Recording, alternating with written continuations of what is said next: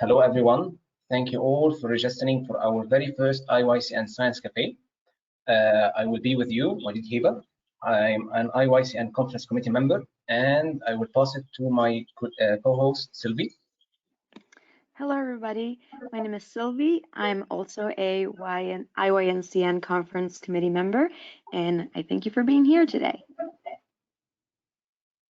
Thanks, Sylvie. Hi, everyone. Thank you, everyone, for joining us in the first IYCN Café. We are super excited for this project to bring down top 10 emerging technologies by Iupac for public. I am the IYCN Conference member and leader, and I'm super glad to work with my colleagues in the team who led me, Tracy, Walid, and Sylvie.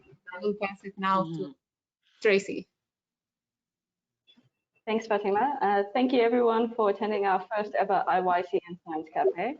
We're very excited to do the first topic. My name is Tracy. I will. Thanks, everyone.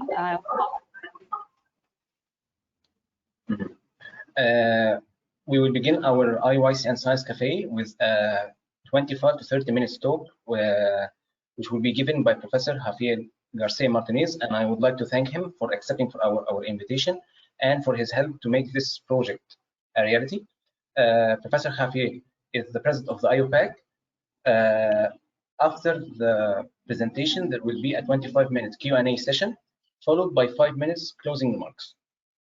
First, we'll give a brief introduction about our organization. The International Younger Chemist Network is an associate organization of the Iupac since 2017. Our vision is to connect and empower younger chemists globally. Our mission is to support and advocate younger chemists around the world in the chemical science toward a globally sustainable future. In this image, you will see our delegates attending our first IYCN General Assembly in Paris, 2019. For those who want to join our committee, you can apply for the membership on our website, iycnglobal.com/membership. The membership is for free. Thank you all again for attending. And now for a brief introduction about our speaker. Our speaker, Professor Javier García Martínez, is a professor of inorganic chemistry and the head of the Nanotechnology Molecular Laboratory at the University of Alicante, Spain. He works with an international team on the synthesis and the application of nanostructures to produce chemicals and energy. In 2006, he co-founded the technology-based company River Technology, which commercializes nanomaterial as advanced catalyst for energy application. He is currently the president of the International Pure and Applied Chemistry, Iupac, for the biennium 2022-2023. Previously, he served multiple positions as president-elect in the Iupac. He also served as the president of the Young Academy of Spain, Young Global Leader of the World Economic Forum, and Fellow of the Royal Society of Chemistry and American Chemical Society.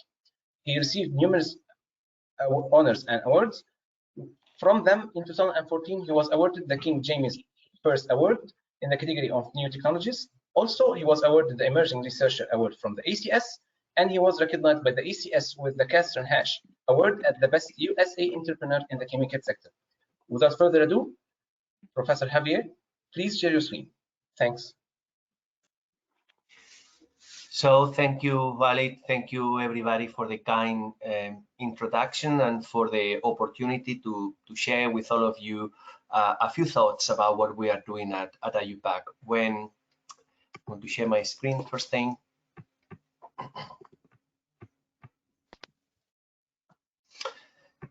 So when I got, sorry, can you see my screen? Can you see the Science Cafe? We see the screen, thank you. Good. So the first time I got the invitation to talk to you and actually to have a Science Cafe with IYCN, I immediately say yes, because for me, IYCN is part of my family. This is a picture from back in 2016 with some of the founders of IYCN joining Seville in Spain to start planning for what today is a very successful, highly professional organization. And I was amazed to see so many new faces, Walid, Fatima, Sylvia, Tracy. So thank you all of you for the amazing work you are doing. This is almost like a dream that came true. You know, many people got involved in the beginning of the creation of this amazing network. And again, thank you to all of you for what you are doing. I also wanted to share this article that Carolina, Joao, myself wrote for Chemistry International quite recently, because it is a very nice summary of the many things that both Iupac and IYCN are doing to promote a more sustainable future. That's one of the common things between IYCN and Iupac. And I invite all of you to go to our news magazine, Chemistry International. Is the April issue of this year is completely free, and read more about what we are doing jointly between Iupac and IYCN. Also, I want to share very briefly with you an article that I wrote for Chemistry European Journal last year, because I think it's very relevant for what you are doing at IYCN. This is a very personal article on my own role models and how I identify and work with mentors. This is extremely important, both to identify your mentors and your role models. It will definitely shape your career. And I invite all of you to download this article. Again, it's for free, it's open access, and learn more about how to identify role models. Here I share the picture of two of my role models. Ernst Julius Cohen, he was the third president of Iupac, and then Enrique Mols from Spain, he was vice president of Iupac, and also a great and very committed chemist. With that in mind, I also want to say that as much as I can, I'm being always accepting different invitations by IYCN. I remember quite recently there was a special webinar on entrepreneurship, and I joined this fantastic group of young entrepreneurs, Tammy and Andre, who had a very insightful thoughts about how to transfer technology from the lab to the marketplace. And again, another example of the amazing things you are doing at IYCN. Okay, and now a little bit about Iupac. The first thing I want to say is please come and visit our website. It's a wonderful resource to learn more about what we do, news, who we are, and how to get engaged. But the reason I'm sharing now the homepage of our website is because probably you will notice that here on the very top of our website, new icons are populating that part of our website. And those icons are activities which are shaping what we do at Iupac. Incredibly important activities that had a tremendous impact and outreach around the world. The periodic table challenge, the global women breakfast, the top 10 emerging technologies in chemistry. I will be talking about that one in particular. Then a little bit of a repository about Iupac 100 and Chem Voices. You will remember that now 3 years ago, before the pandemic, it looks like old history now, we celebrated our 100 years of history. And for that, we launched this beautiful website and also what we call now legacy activities, outreach activities that we launched in 2019 to celebrate our centenary, but they have been so successful that we decided to continue with these activities. And I'm going to very briefly mentioning some of them. The first one here, the periodic table challenge, is an online quiz, a very successful global activity where literally hundreds of thousands of people have been participating in this series of questions about the chemical elements. It's a perfect excuse to learn more about chemistry and how chemistry is involved in our quality of life and industry, in our jobs. And here you can see a little bit, and I invite you to go to the website and explore the map, how some countries like India, Mexico, the UK, Spain, Germany, the Netherlands are extremely active. And if you don't see any participation within your country or very low participation, I invite all of you to promote this wonderful activity in your own country. Now it's available in 5 different languages, in fact 6 different languages. We are going to announce very soon that the periodic table challenge is now also available in French. So there is no excuse for you or your friends not to take part in this global activity to learn more about the periodic table. And if you are very good, actually, to be here in our ranking, you can play for any particular element. And as you can see here, no surprise, the more popular elements now are hydrogen, carbon, oxygen, and sodium. The Global Women Breakfast is an activity that I feel so passionate about. It's a great activity for many reasons. First of all, it's simple. It's just a breakfast. Coinciding with the International Day of Women and Girls in Science, Iupac invites everybody to join for breakfast to discuss things around diversity and inclusion. It has proved to be a very inspiring activity that created a network of men and women all around the world. Now we have a date for next year, and now you can already register for the Global Women Breakfast 2023. It will be on February 14. It will be one of the flagship activities of the International Year of Basic Sciences for Sustainable Development. Very easy to organize. Again, it's an informal breakfast, and I invite all of you to share with Iupac your pictures, videos, but even more importantly, all the stories, the ideas, and the projects that will be discussed to reduce the gender gap and improve inclusion in the chemical sciences and beyond. Chem Voices is another beautiful activity that we are promoting at Iupac, because through Chem Voices, we are giving a voice to young people all around the world to tell the world about their research project, their concerns, ideas, some personal experiences that they would like to share. And with this, Iupac is sharing our platform with everyone, so your voice can be heard by thousands of people. So if you have a story that you would like to share, if you have experience, a research project, some results that you would like to share with everybody, I invite you to record a video, upload it here for Chem Voices, and you know the world is there for you to be telling whatever you want to share. And now on the top 10 emerging technologies in chemistry. I know that when we talk about Iupac, many people think about the past. You know, Iupac is usually connected to chemistry nomenclature and terminology, the periodic table, verified data. We all recognize that that's very important, but in a way, those are things that we already know. We know the periodic table, we know chemistry nomenclature. So the top 10 emerging technologies in chemistry is an effort by Iupac to share with the world those emerging technologies that are going to shape our future.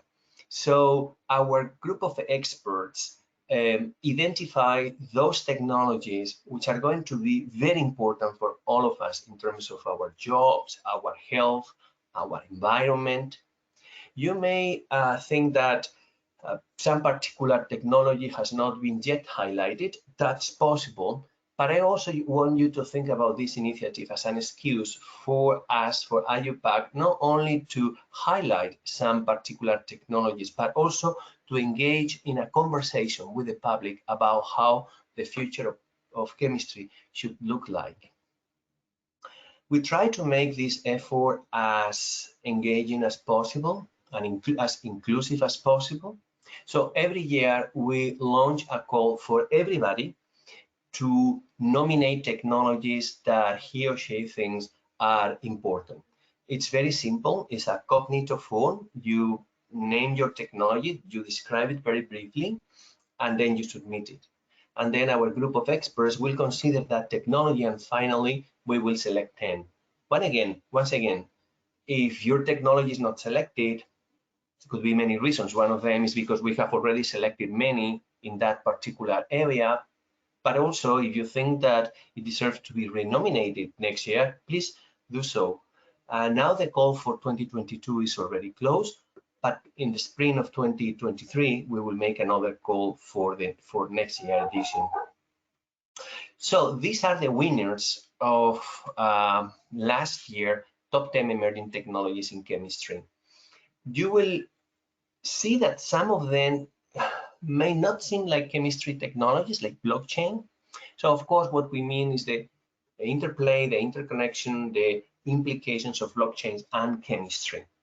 But then others will be completely chemistry related, like semi-synthetic life, superwettability, artificial humus, of course, green ammonia, sustainable ammonia, chemiluminescence. Many of these technologies, once again, are at the frontier of what is happening now in the chemistry labs all around the world, and a perfect excuse to engage in a conversation with the public about the future of our profession. Nature Chemistry was kind enough to accept a paper that Fernando Gomollón and myself wrote to explain not only this initiative and the technologies that were selected in 2021, but even more importantly, to explain, to showcase how chemistry is critically important in building a more sustainable future. And that's very much connected with one of the main messages I want to share with you. This is the International Year of Basic Sciences for Sustainable Development. It's a great opportunity to showcase how science in general and chemistry in particular are essential to achieve the Sustainable Development Goals. In the past, we have been celebrating International Year that have been organized by individual scientific unions. Iupac organized in 2011 the International Year of Chemistry, and in 2019 the International Year of the Periodic Table. But now we, all the international scientific unions and science academies of all the world, are working together with one simple single message: science, knowledge, evidence-based solutions are essential to solve the great challenges that we are facing. Part of that, of course, or part of the solution, of course, is the use of machine learning or artificial intelligence to accelerate discovery. As you may know, now artificial intelligence is already mining thousands of papers, patents, dead books, you name it. Artificial intelligence is now collecting all that knowledge, learning from the rich history of science, and helping us to make fascinating new discoveries. Iupac wants to be a major player in this acceleration of science discovery, and we are working on different areas to be part of this common future. Part of that is INCHI. INCHI is the International Chemical Identifier. That's a series of numbers and letters. Again, this is not for humans. This is new nomenclature that is designed to be better mined by machines. And here you see an example of how these different letters and numbers code not only for the composition of the molecule, but also code for their bonding and even for their three-dimensional geometry. There is no doubt that the future of chemistry is going to be digital, and Iupac will play a key role in designing that future. Because of that, digital Iupac is one of our top priorities now. We are in a major effort to update our goal book. You may be familiar with this website. If not, I will strongly recommend you to visit goalbook.iupac.org, because here you can find the definition of more than 7,000 chemical terms. You just need to enter here whatever chemical term you want to search for example, chirality, and then you will find the Iupac definition with the sources, with units, with additional information, and that goes not only for terms, but also for physical constant, units of measure, physical quantities. So this is an amazing resource, not only educational, but also for research. I invite all of you to visit goalbook.iupac.org, and while you are getting familiar with this website, we on the background are updating this, so you will have the most recent version of the content. And just one final thought, and we will go to Q&A. Many of you are doing research, and you see when you are reading your papers how much chemistry is evolving. But our education, not only in terms of how we teach, but also the content that we are sharing with our students, is pretty much the same that we learned when we were in undergrad, when we were undergrad students.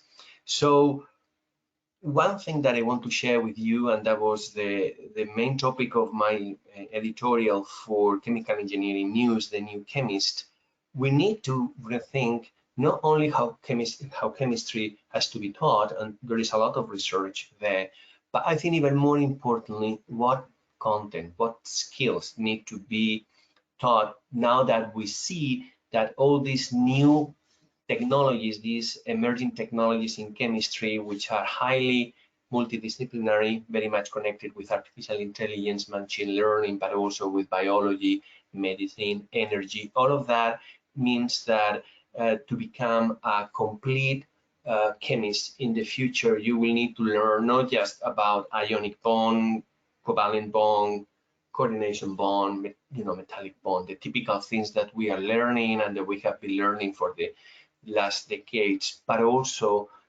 to expand your horizons, because all these emerging technologies which are going to redefine chemistry are very much in the realm of other disciplines.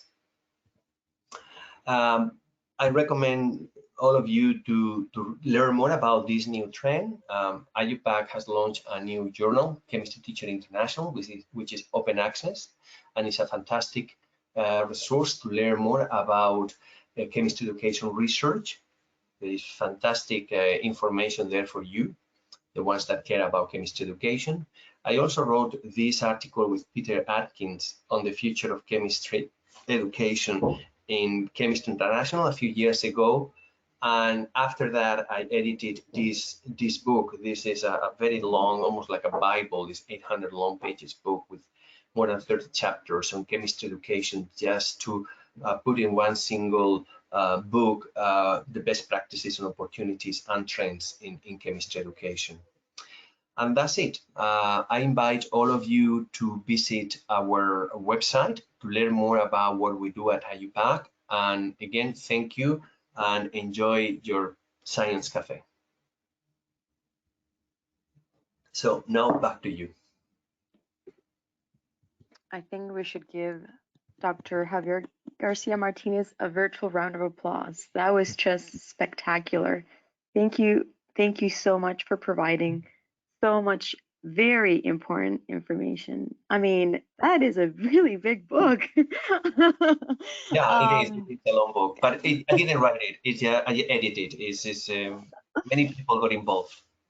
Oh wow, I'm so impressed, and I think all of our attendees should be honored and very impressed to have you as a speaker today. So, with that, I will be moderating the Q&A session. So please, I invite our attendees to put questions in the chat. I'm looking at the questions coming in, and so far, let me see. So far, I don't see any. So I will start with a question that I'm really curious about. And if you can tell us, Dr. Javier Garcia, can you explain how did the Iupac emerging top 10 technologies started? And you mentioned experts. Who are these experts, and are they part of Iupac? Who chose them? If you could be a little bit more explicit on this. Thank you. So the top 10 emerging technologies in chemistry started in 2019. We have a brainstorming session within Iupac about the kind of activities we wanted to do for our both international year and centenary. many of the things that we decided were about celebrating our 100 years of history. You know, it was our centenary, so it became only natural that we will be celebrating our rich history. But a group of us thought that it will be also nice to be thinking about the future, the next century. And that's how these top 10 emerging technologies in chemistry came about. It was a very natural process of, you know, how the brain power of Iupac can also be used to inform industry leaders, head of department, students, where chemistry is heading towards. Then a small group of us decided, some experts, some of them are from Iupac, from our divisions, so it will be a diverse group of international experts. And more recently, we have included other experts, and now we are in the process of identifying even a wider range of experts that will include editors from top journals and some people working on industry, because again, we want to make sure that we see the whole picture. But I think that the main novelty, what is really exciting, is that anyone can nominate a technology, and that makes the process really useful. So if you make a very good case, if you identify a really cool technology, and in that little box you explain that in an exciting way, you have a lot of chances that your technology will be decided. And don't think small, don't think on your own technology, the one that you are working on you are doing your thesis on. Just think broadly, you know, what technology do you think is going to shape chemistry? Right. Great. Thank you.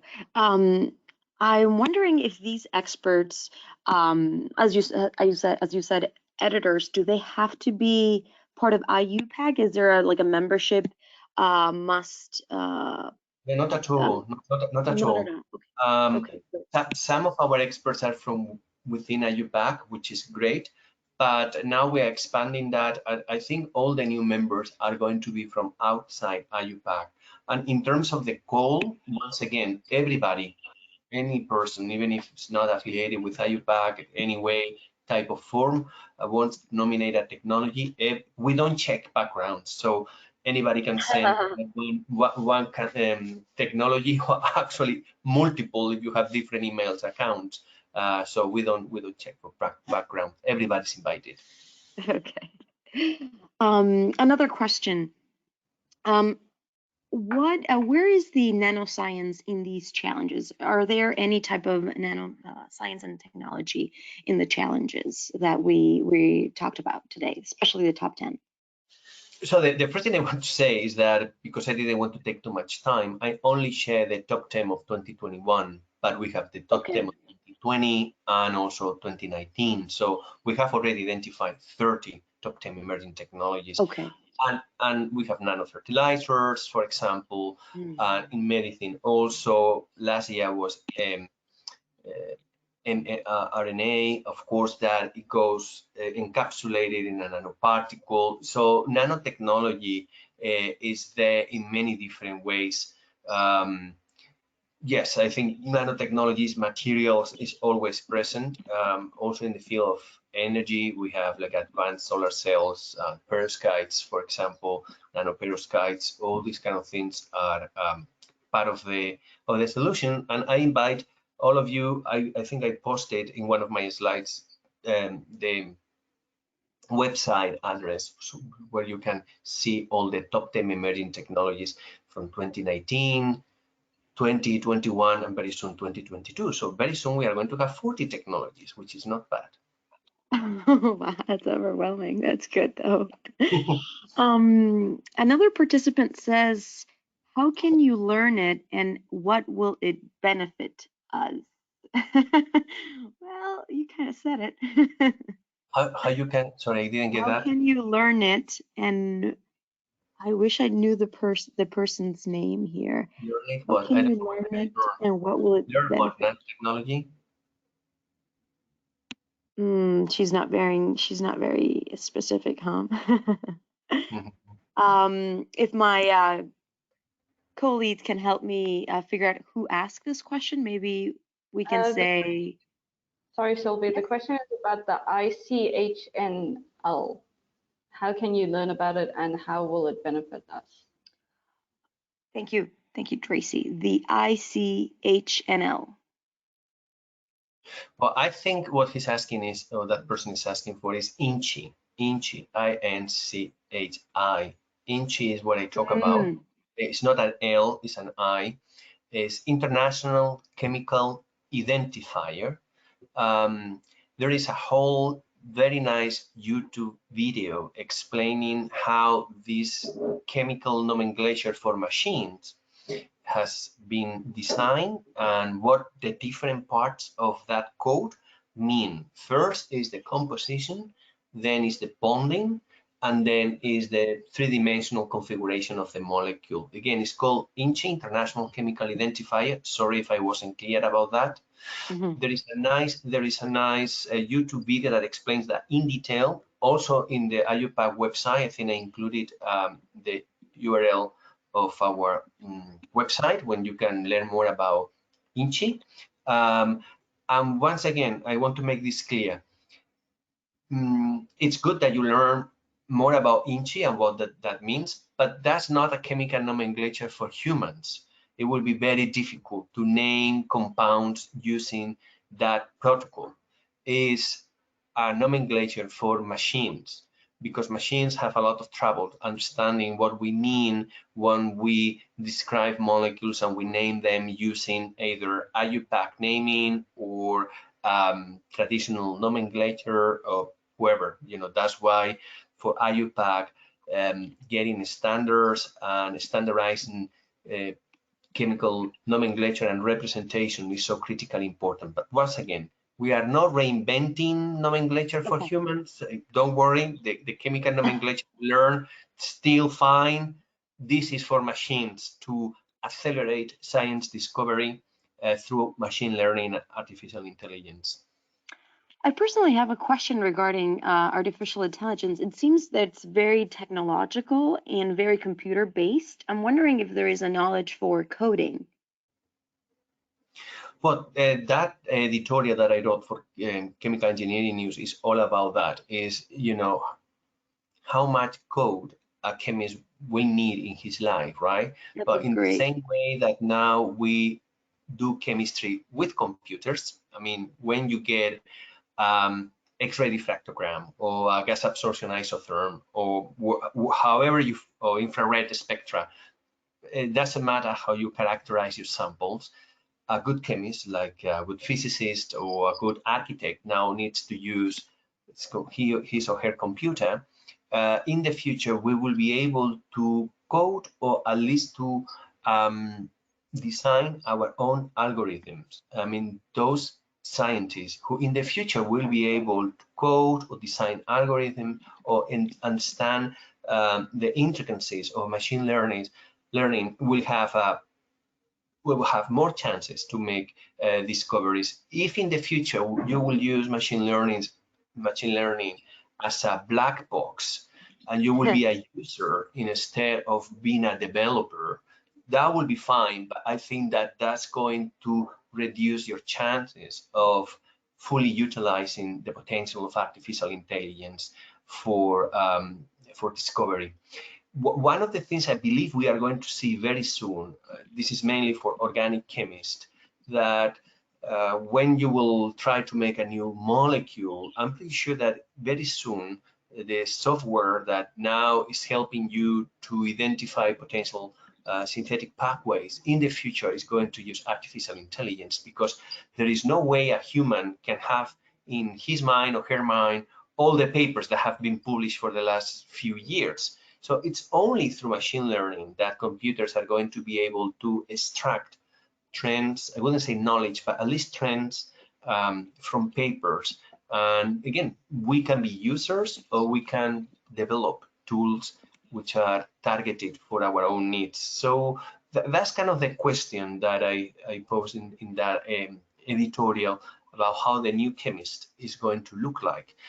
Chemists are evolving continuously from the time that they use tables for doing logarithms, to the ones that use calculators, to the ones that now we use very powerful computers. In the future, we'll be using machine learning, and maybe after machine learning, we will be using quantum computing. So all these tools, very powerful tools, are going to reshape science discovery and also chemistry discovery.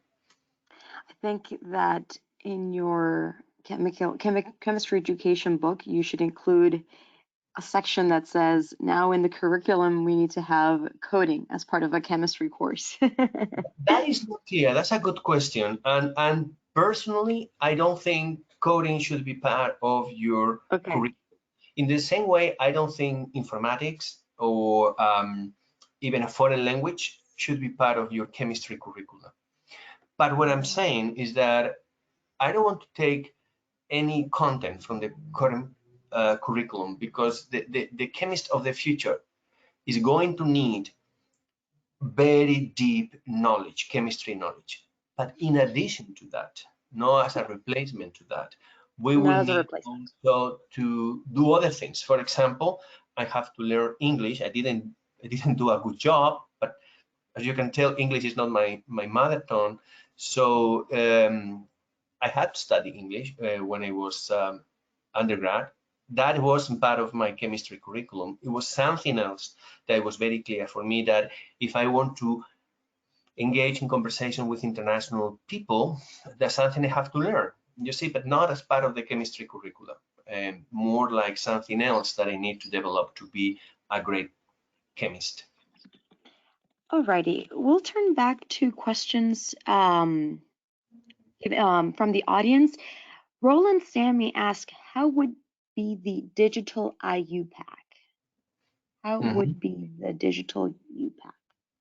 So digital IUPAC, as I said, is one of our main priorities now. One of the very visual outcomes of that effort will be the new version of the Gold Book. Digital IUPAC is an effort to go from the printed books, these books that we typically publish at IUPAC. If you want to get data, it's difficult, it takes time. Now the Gold Book website that I show you is already an effort to type and find all the information. But we are in a second stage of that. We are Gold Book 2.0 now, if you want, and all our divisions and standing committees are updating that. So all the content, the verified data, the nomenclature, the terminology, definitions, everything, recommendations, everything which are in files, which are probably in papers in Pure and Applied Chemistry, our journal, we wanted to have it online, so very easy to find. And that's an effort to put all the content created by our volunteers as accessible as possible to the chemistry community. I understand. Thank you. Another question by Jonathan Jose.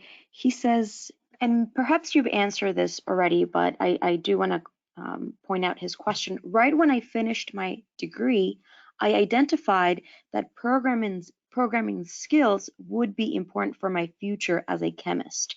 How does IUPAC work to identify these necessary new skills, and how are these being brought to the university?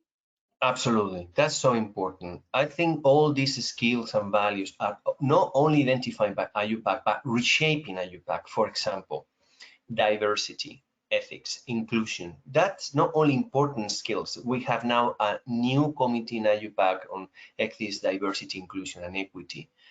We are creating programs to raise awareness about all these things. We create global activities like the Global Women Breakfast to make sure that people all around the world understand that in the workplace, doesn't matter if you're in industry, in academia, diversity and inclusion are important skills. That's just one example.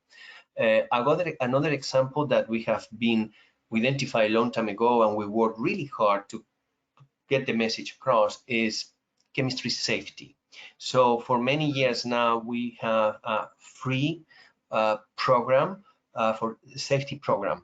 I know, like in many developed countries, that's a requirement, and there are fantastic resources in terms of chemistry education in the workplace, but in other countries, they are not. And we work with local authorities and volunteers within those countries for this safety training program.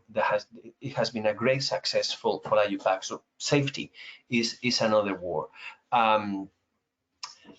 the top 10 emerging technologies in chemistry, same thing. We are trying to showcase, to tell young people, you know, if I'm telling you blockchain is one of the technologies that is going to reshape chemistry, I'm already telling you, you know, what is coming, and then it's up to you to identify how to learn more about that. The good news now is that there is fantastic content online for free to learn about machine learning. There are actually free online courses on machine learning for science discovery in particular. So now the educational offer is so broad that you can not just learn about machine learning in general, you can target machine learning for science discovery, for example, just to cite an example, right?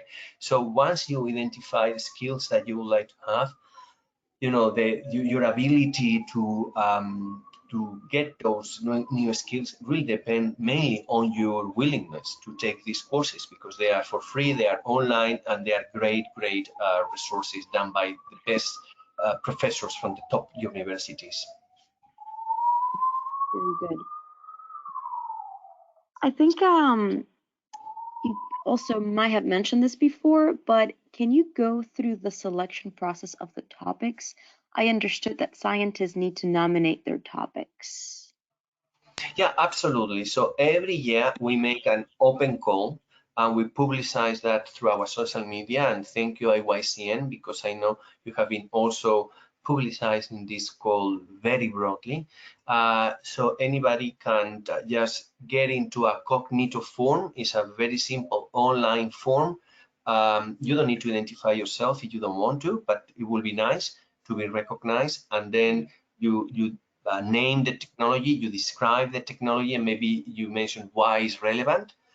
We usually get a healthy number of candidate technologies, and from there we send all of that to our panel, and our panel makes a first screening, and from there is a vote, and we select 10 technologies. Again, when we select the technologies, we also try to provide a broad, diverse view of everything which is happening. So we don't want all the technologies to be about health or about green chemistry or about artificial intelligence, right?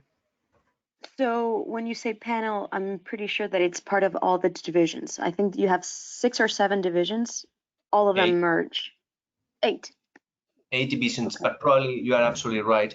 The 8th division probably is not relevant because it's the division on terminology and nomenclature. So they those not will be involved. I don't know if all the divisions are involved. The most important thing is that I believe the panel is really top notch, and that they provide a very broad view of chemistry from very different experiences. I think for our attendees who might not be so much familiar with Iupac, maybe you can explain to them the 8 divisions, including their topics and what they're about. So, oh yeah, that's fine. And then I'm going to add one more thing that maybe will be useful. So Iupac is organized right now in divisions and standing committees. Again, I invite you to go to our website because you will get more detailed information. These 8 divisions are the ones that take care of the scientific outcome of the union. For example, biochemistry number 1 or number 2 in organic chemistry. Then we have organic chemistry, analytical chemistry, medical chemistry, chemistry and environment. So all these divisions are the ones that do all our scientific work, right? Our recommendations, verify data, all of that. Again, the name doesn't mean too much because we try to work in every area of chemistry. For example, division 2, inorganic chemistry. That's the one that deals also with the periodic table, with the naming of new elements, with isotopic abundance, with the update of the atomic weights. So critically important things, but under the name of just inorganic chemistry. And then we have standing committees. Those are cross-divisional. For example, chemistry education, chemistry and industry, green chemistry. All of these committees are, I wouldn't say they're not scientific, but they are even more than that. Those are the ones that make sure that we stay true to our mission. And then what I wanted to add is how I get involved with Iupac. Let's say some of our attendees wants to get involved with Iupac. There are many different ways, but I'm going to tell you one which is probably the most direct, the most effective way to get involved with Iupac. Every person, anyone, can submit a project proposal. I will describe what that means. Iupac has always an open call. It doesn't close. It can be, you can submit your project proposal at any time. And that is a very simple document. You just go to Google to type Iupac project proposal. You will see it's a very simple form, maybe 4 or 5 pages maximum, even with your contact information and all of that.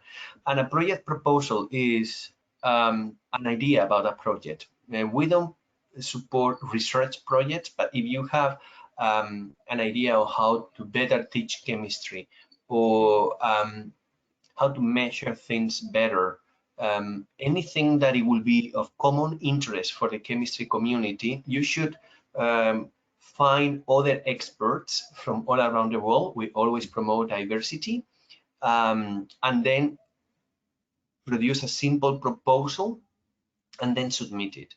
If approved, you will get money.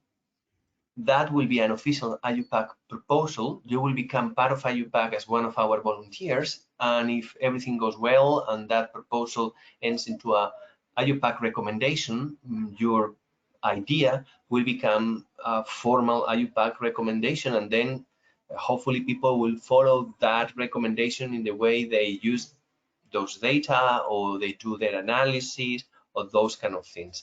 That's probably the most direct way to get involved with Iupac.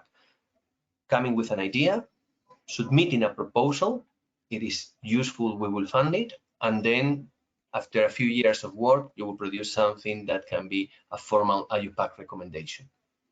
Thank you for explaining. I actually went through this process. Okay, I hope it was enjoyable. We have another question from the audience. His name is Roland Sammy, and he says, is from these technologies the nanopolymer membranes for filtration from air pollutants?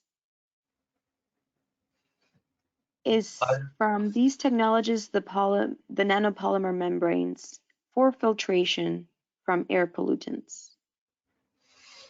I don't know if that's a new technology that he or she wants to propose, or if he has a question about a particular technology that has been already selected. But it sounds the kind of things we want to consider, right? Is definitely materials based on nanotechnology with a good application, an important application. So yeah, that sounds like something important, and we will consider it. It would be nice if people, when they submit technologies, they would provide a few examples of, you know, what they actually mean. Sometimes it's difficult to understand. Roland, I hope you're taking notes from from Dr. Javier García Martínez, so you can submit your own question. Another one says, how often do the divisions meet and discuss the topics or these projects? Very often, very often. At least once a year. We used to meet in person every single year, but now we do it online. And you know what happened when you do it online? You are doing much more frequently than when you do it in person, because it took a lot of money and time to meet in person. So divisions work around the clock. I mean, sometimes the whole division meet to discuss things that are important for the division, but more commonly, a group of members from the division who are working on a particular project or an important topic, they will be meeting online, having their own video calls or by email. So they work, I would say, pretty much around the clock for different things. Typically, every member will be involved in more than one project, ideally 2 or more projects. We used to meet in person once a year. Definitely, we meet in person at least one every 2 years, because we have a General Assembly every 2 years. Next one, by the way, will be in The Hague in the Netherlands in August 2023. I invite all of you to attend. It's one of the major chemistry gatherings of the year, the World Chemistry Congress and Iupac General Assembly. I saw the program. Our colleagues from the Netherlands are doing a superb job organizing a fantastic conference. I'm so grateful to them.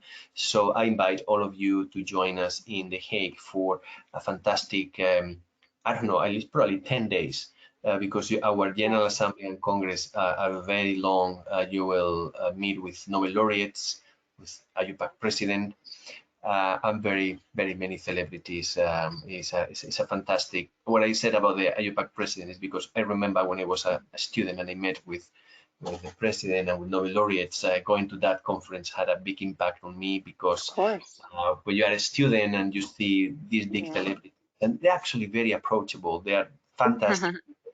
Just like you. Whatever. So yes, try to go to this conference if you can, because the other advantage is you may go to other international conferences, which are great, but here you really feel is international. You will feel that there are chemists from countries that you have not visited, but maybe the first chemist that you will find from, I don't know, Myanmar. You never met a chemist from Myanmar. That will be your opportunity, or from Ghana, or from, I don't know, Paraguay. So we have people coming from every single corner of the world. It becomes really global, really international. And in our General Assembly, we have our council, and then we put the flags of every country, because we are representing countries, and it really feels like United Nations. It's a beautiful feeling of international cooperation and the big global family of chemistry. So if you can, please join us in The Hague for the World Chemistry Congress, Iupac General Assembly. Great, thank you so much. Well, we're approaching our closing time, but I want to ask one last question. Do you have any message for younger chemists? Yes, I have one which is very important. Look, a few years ago, we were in a completely different world. It was all about globalization. We realized that we were sharing a common planet, and that we have to work together to tackle all these big problems.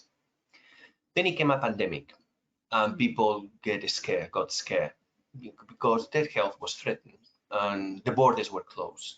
There were competitions for vaccines, and we were not very generous in the way we were sharing vaccines and resources. And after the pandemic, now we have a war, again, a war in Europe. That's very sad. And what is happening now, what I see now, is that we are not only closing our borders, we are defending our borders, which makes all the sense.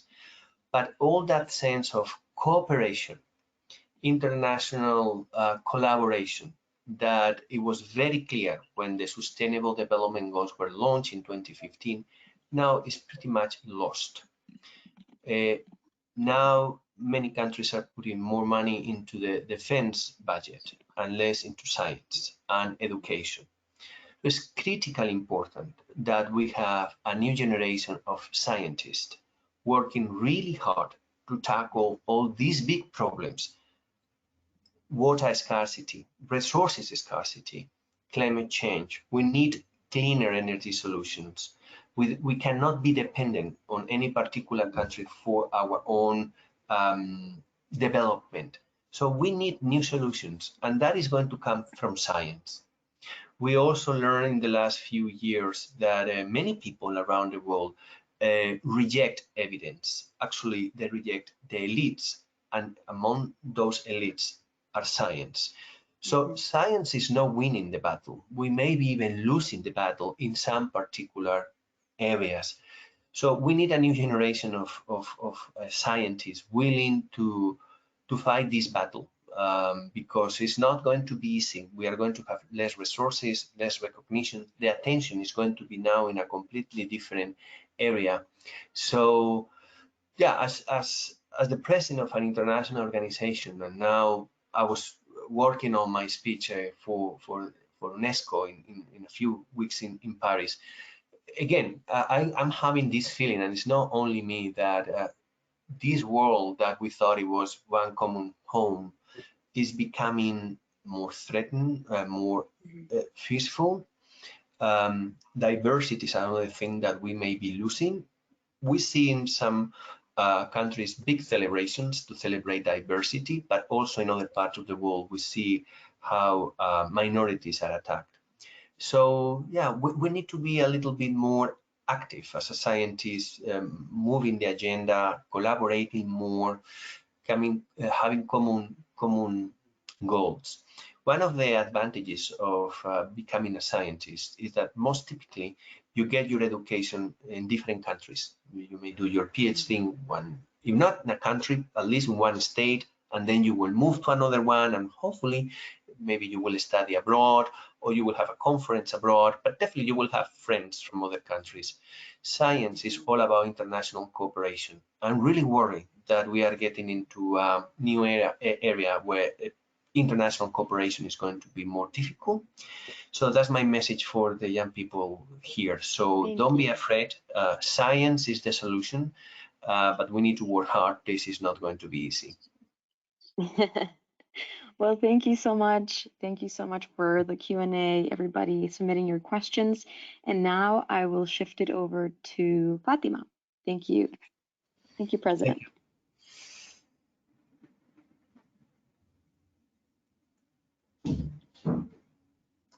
Thank you, everyone. Thank you, Dr. Javier García Martínez, for this nice presentation, as well as insightful discussion. Thank you, Selvi, Walid, and Tracy for co-hosting this wonderful cafe. Indeed, when we first, as the IYCN Conference of Presidents Committee came through this project, we thought about the IYCN Cafe for bringing down scientific topics. So we thought at first and initially about the Iupac Top 10 Emerging Technologies.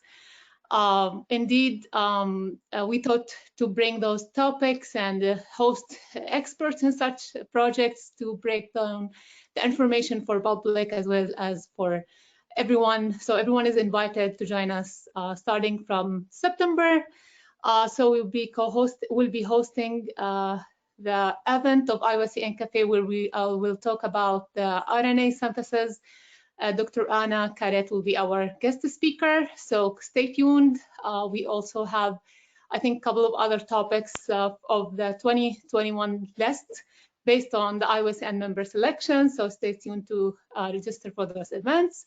And definitely we'll be happy to tackle another topics when the 2022 topics are revealed as well. I think that's in October, Dr. Garcia, right?